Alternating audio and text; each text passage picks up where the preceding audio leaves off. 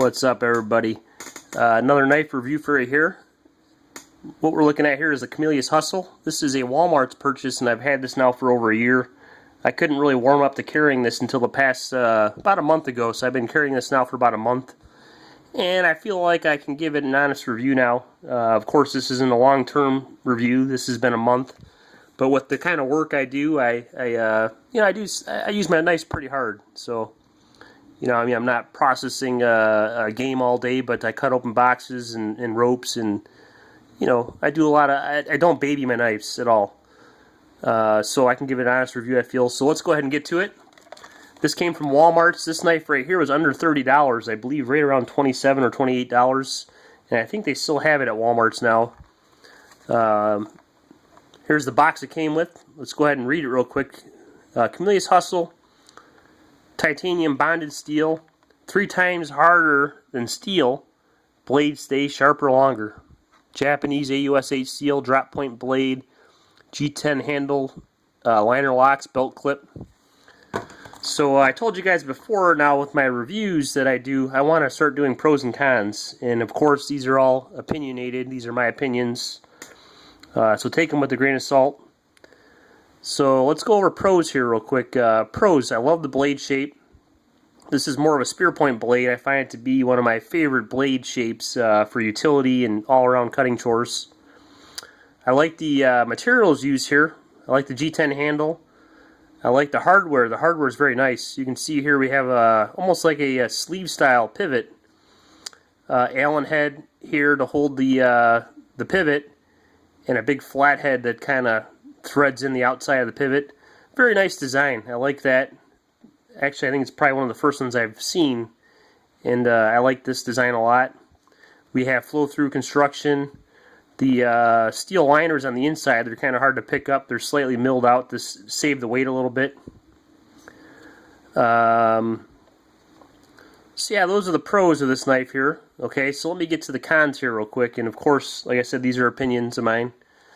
The blade here, a slight recurve. I don't care for that, guys. That's just my preference. I like to sharpen my knives with the rod system. But I like to, when I reprofile them, when they get down dull, I use ceramic rods. I like to use a flat stone, and that kind of takes the flat stone out of the equation here. So kind of a hit on my, just a preference, not a big deal.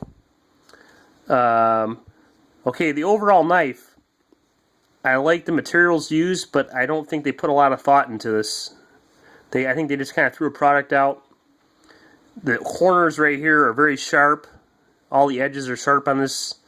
If you choke up on this here, it's possible you can cut your finger, so I don't really like that.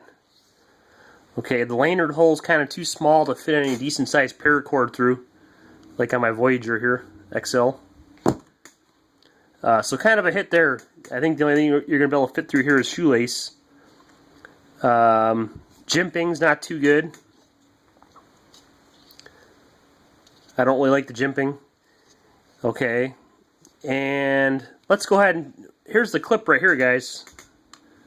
Kind of a weird thing here. I like the clip. I think it looks cool. But the problem with this clip here is it's tip down only. You can see here. And that's another thing too. It's like they made this knife and then they threw the clip on after. So like I said, not a lot of thought went into the build of this. They threw the clip on after. Okay, I carried this for about a month. The clip's held tight on this.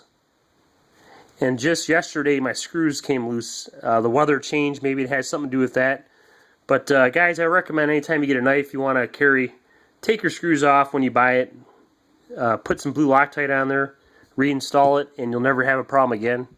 The blue Loctite is a removable strength. I'll do a video on that another day.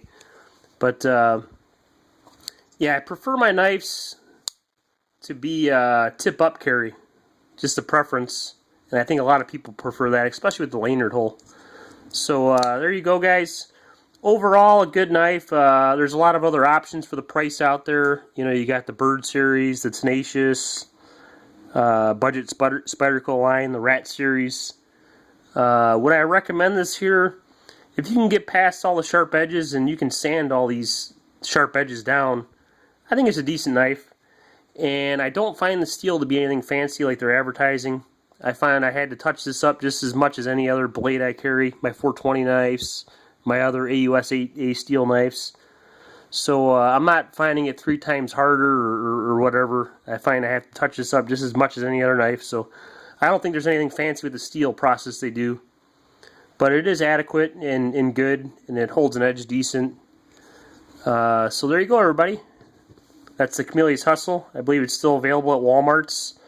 Under $30. Like I said, I would recommend it. But there you have it. I appreciate y'all stopping by. Michigan Edge, out.